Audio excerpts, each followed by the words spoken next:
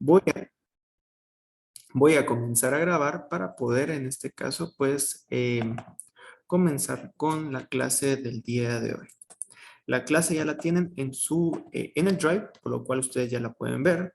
Y pues tenemos estadística, examen final, parte 1.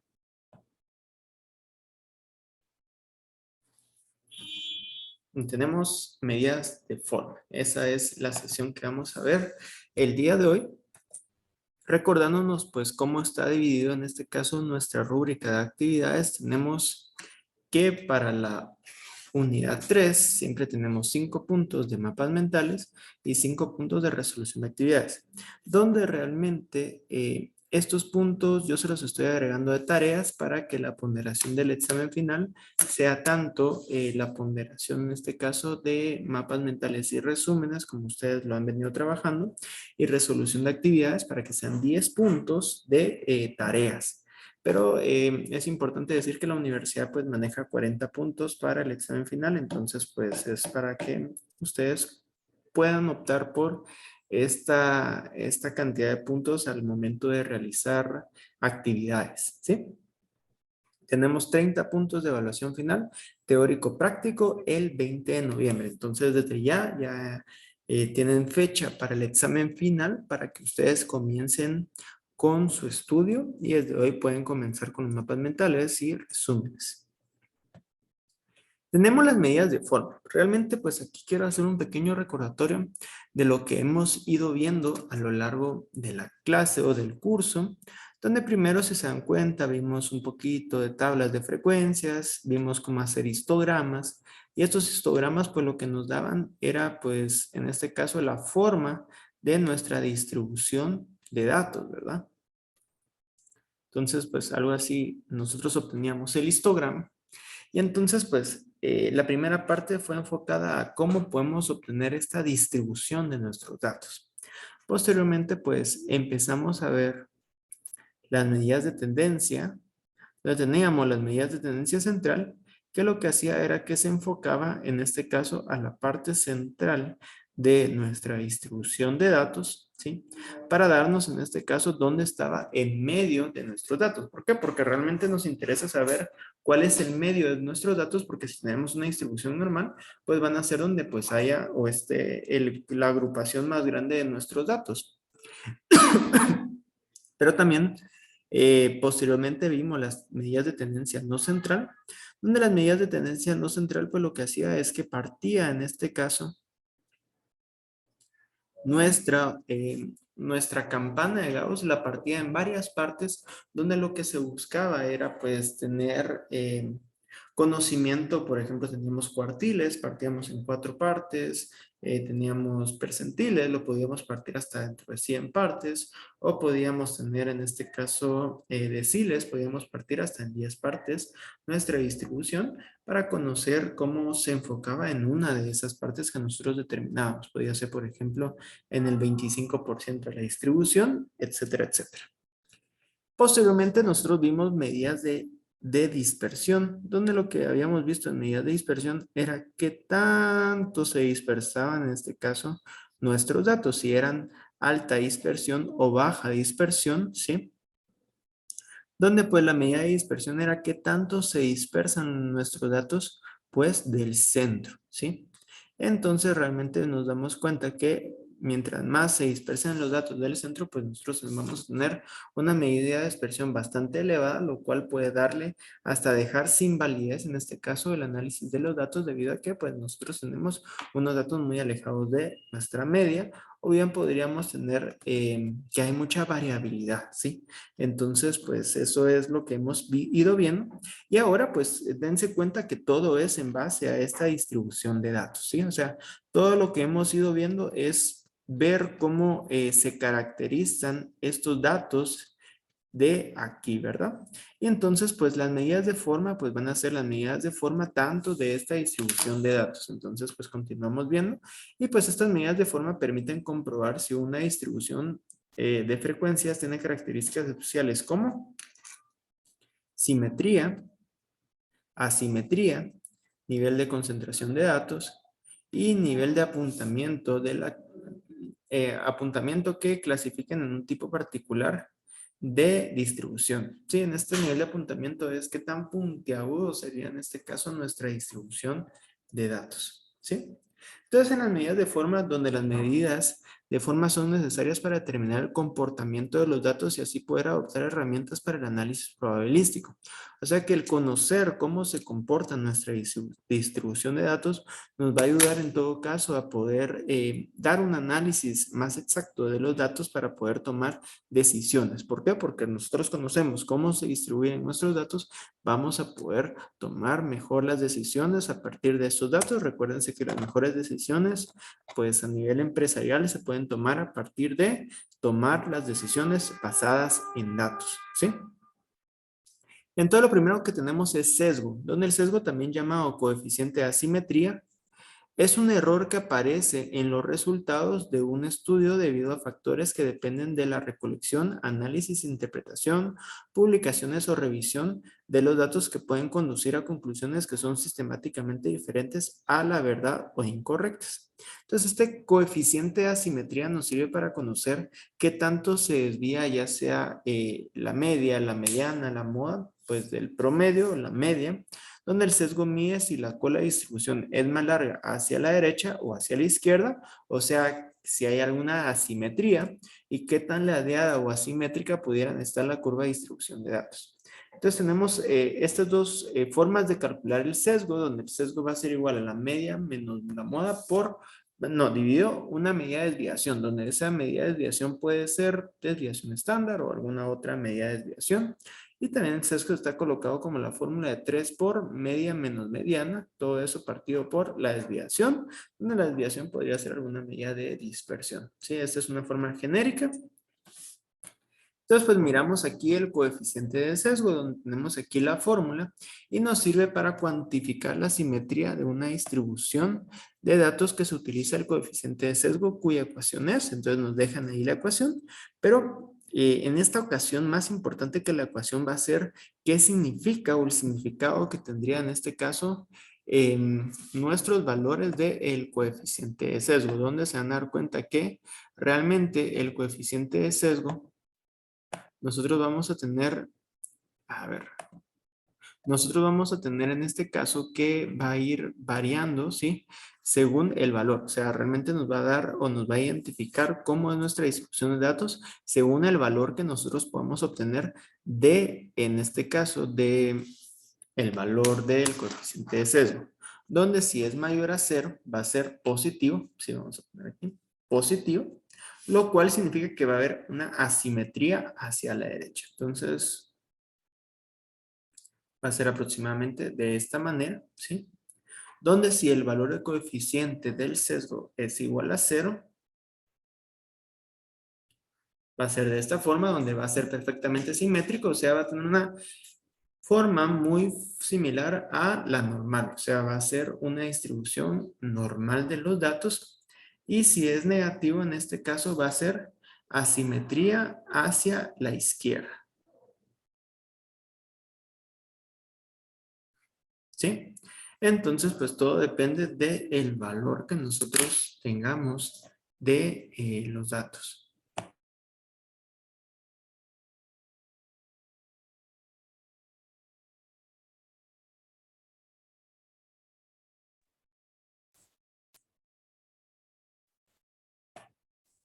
Ok, entonces aquí podemos ver, cuando nosotros tenemos un valor positivo, que es el que tenemos aquí a la derecha, cuando es un valor positivo, entonces va a haber una asimetría hacia la derecha. Este es la asimetría. Esto que está aquí va a representar la media, o sea que la media estaría por acá. Y esta es una curva asimetría positiva, ¿sí? Entonces, en este caso, pues, la parte de asimetría es esta que yo circulo acá, por eso que dice que es asimetría hacia la derecha, ¿sí? O sea, si se dan cuenta, esta parte, pues, podría decirse que es casi normal, pero tiene esta simetría que está dado hacia la derecha. Cuando es igual a 0 es perfectamente simétrico, podemos decir que es casi, bueno, sí es la distribución normal que hemos venido trabajando y si es un valor negativo, en este caso tendríamos asimetría hacia la izquierda, entonces la asimetría estaría acá Y esta línea nos representa en todo caso la media de los datos, ¿sí? Entonces, esta sería el coeficiente de sesgo. Y aquí podemos ver otro ejemplo. Cuando es positivo, voy a poner primero el positivo, es asimétrica, ¿sí? Hacia la izquierda. Es este de aquí, perdón. Estaba marcando este de aquí. Asimétrica hacia la derecha, perdón. Entonces esta, el azulito, es asimétrica hacia la derecha. Cuando es menor a 0 es asimétrica hacia la izquierda. Y cuando es igual a 0 es perfectamente simétrica. Aquí podemos ver otro ejemplo. Asimetría positivo, asimétrico a la derecha. Asimetría negativa, o sea, es asimétrico hacia la izquierda. Y simétrica en este caso es perfectamente simétrico si es valor igual a 0. Y entonces pues ahora vamos a ver asimetría, que realmente pues el coeficiente de asimetría de Pearson es en este caso otra forma de poder determinar la simetría que pues consiste estas medidas de los datos y pues se representa por la fórmula estándar, o sea, la misma fórmula que el sesgo, que la simetría sería en este caso media menos moda, partido desviación estándar. O sea, podemos definir que esta simetría y este coeficiente de sesgo, pues al final pues son sesgo. O sea, realmente pues se dividen estos dos que serían sesgo. Entonces pues tenemos que la simetría, por medio de esta fórmula, podemos determinarlo. Y realmente nos indica hacia aquel lado se presenta la deformación y la magnitud de la simetría. A mayor magnitud del coeficiente de asimetría de Pearson, mayor será la simetría. Entonces, en este caso, pues tenemos el mismo cuadro prácticamente donde mayor a 0 es asimétrico hacia la derecha, 0 va a ser perfectamente simétrico y menor a 0 va a ser asimetría hacia la izquierda. Entonces, donde tenemos este ejemplo de acá, donde nos indica, calcule la simetría que poseen los siguientes valores, donde la media va a ser 43.33, la moda va a ser 36.67 y la desviación estándar sería 14.794, ¿sí? Entonces, pues prácticamente lo que quieren es que nosotros calculemos la simetría. Entonces, ¿qué hacemos? Sustituimos la media, sustituimos la moda y sustituimos la desviación estándar. A partir de eso, pues nosotros vamos a calcular la simetría, el cual nos da un valor de 0.45. Lo importante aquí es, bueno, si es 0.45, yo les puedo poner en el examen. Indique, pues, si en este caso es asimétrica hacia la derecha, si es asimétrica hacia la izquierda o si es perfectamente simétrica, la cual la respuesta correcta sería, ¿cuál sería?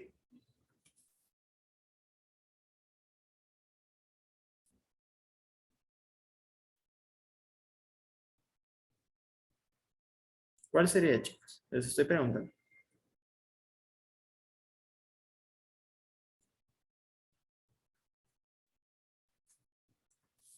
Chicos, estoy preguntando cuál sería, según el valor que nosotros tenemos.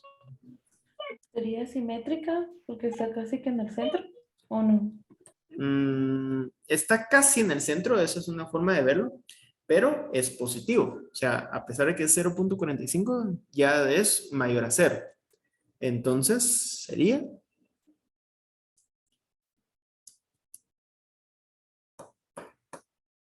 ¿Alguien más? Gracias, gracias por su respuesta.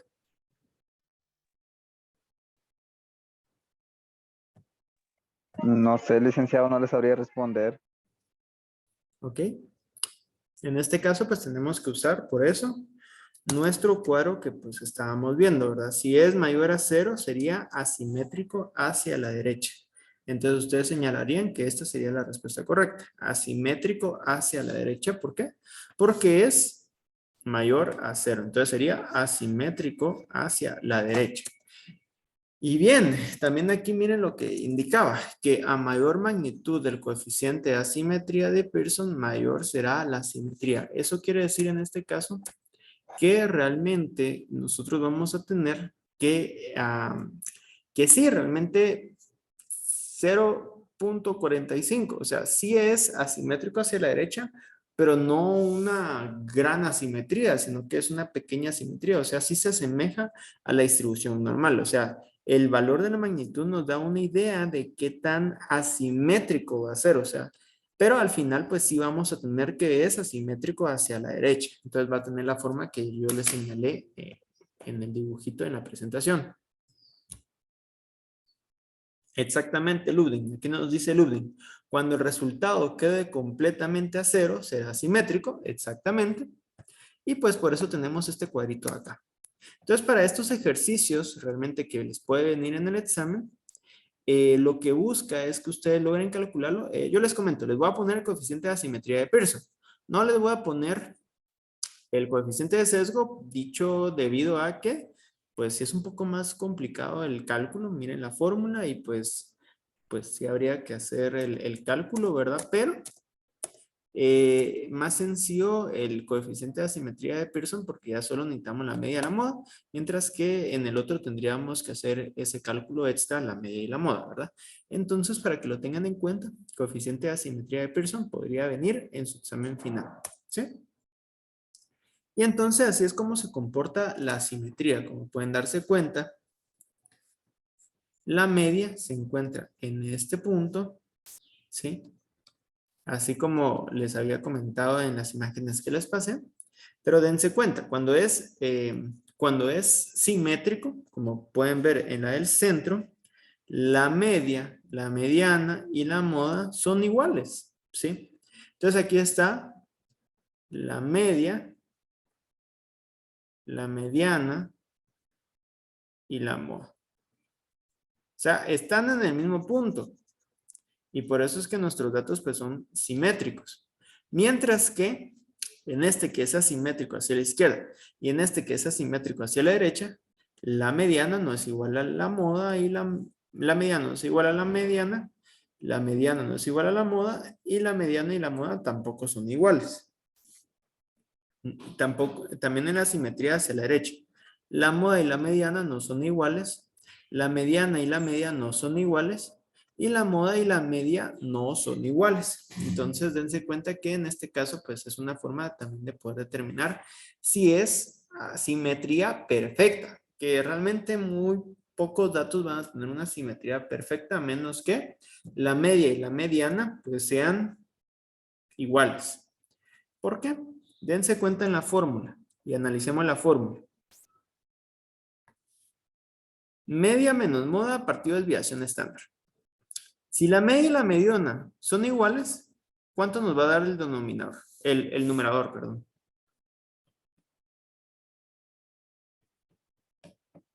Si la media y la moda son iguales, ¿cuánto nos va a dar el numerador? 0. 0, ok. Si la desviación estándar, no importa cuánto valga la desviación estándar. Pongámosle 10. ¿Cuánto va a ser este resultado? 0 y 10, 0. ¿Sí? Entonces realmente nosotros vamos a tener que cuando la media y la moda, cuando la media y la mediana sean iguales, pues tenemos simétrico perfectamente. Pero si en dado caso no son iguales, sí tenemos un cierto grado de asimetría. Entonces eso es lo que yo quiero que ustedes pues puedan ver. Y pues aquí está colocado un poquito ya con el histograma, ¿verdad? Cómo se comportan. En este caso, en la primera, pues tendría una simetría. Y quiero comentarles que la simetría, a pesar de que, miren, normalmente lo que hemos venido haciendo es asumiendo que nosotros, la distribución de nuestros datos se comporta de manera normal o de manera casi normal.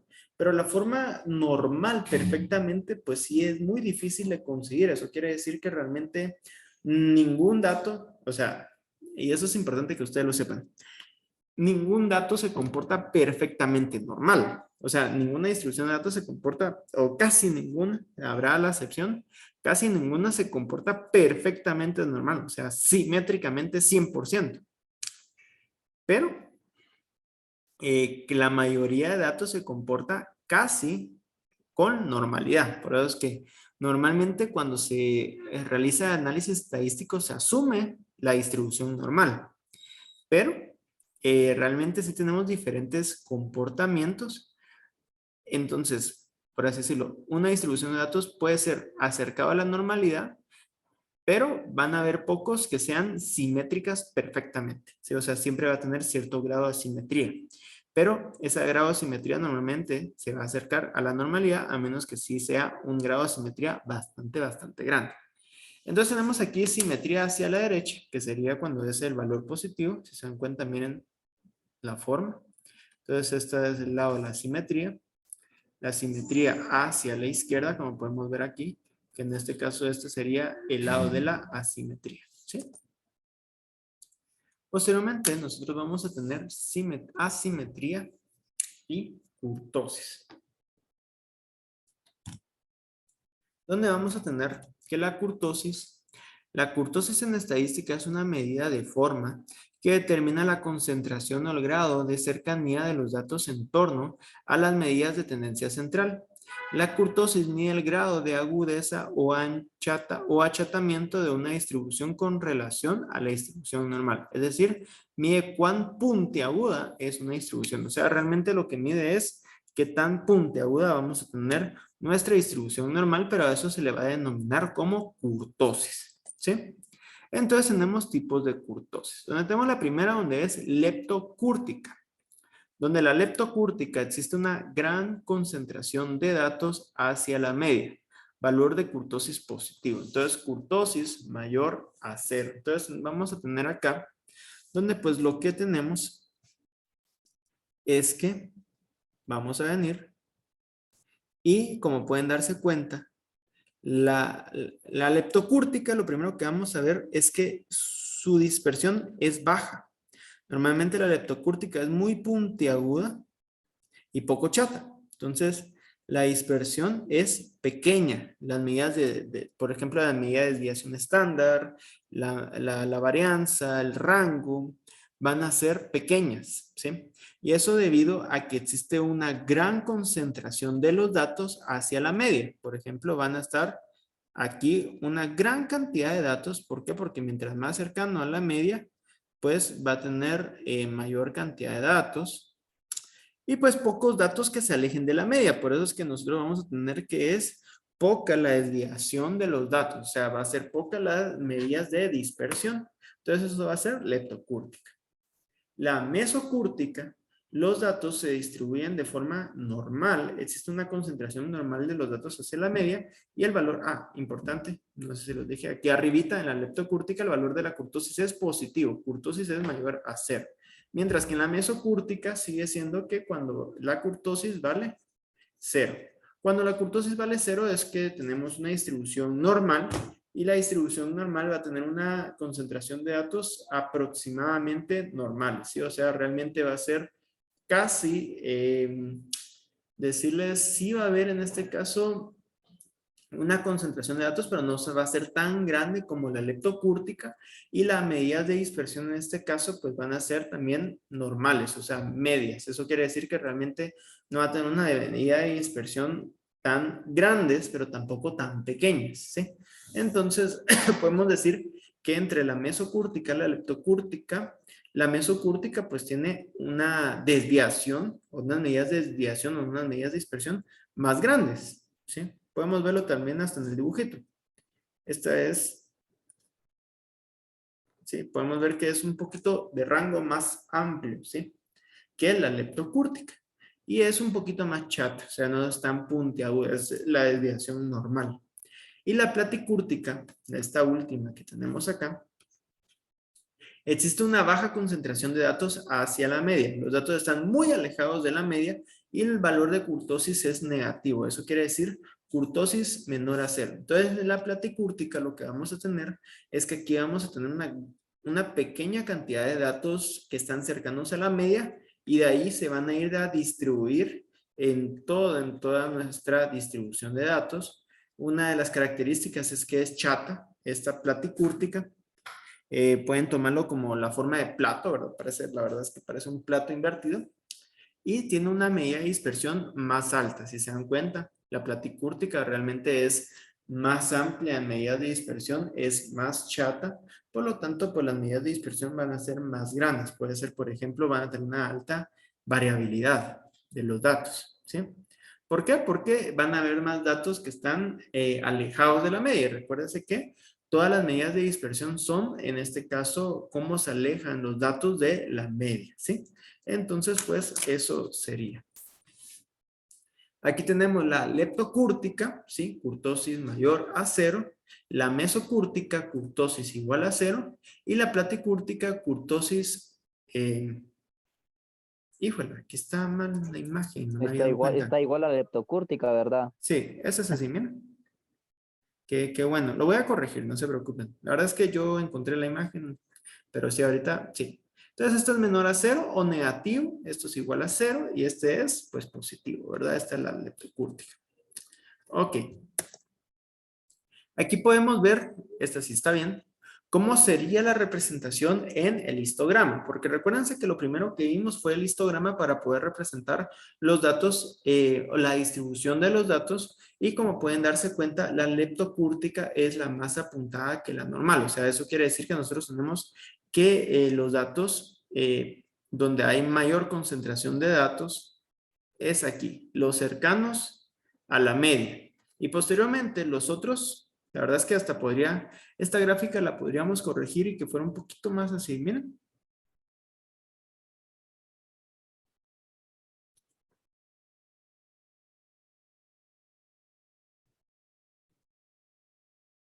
O sea, sería más puntiagudo, ¿sí?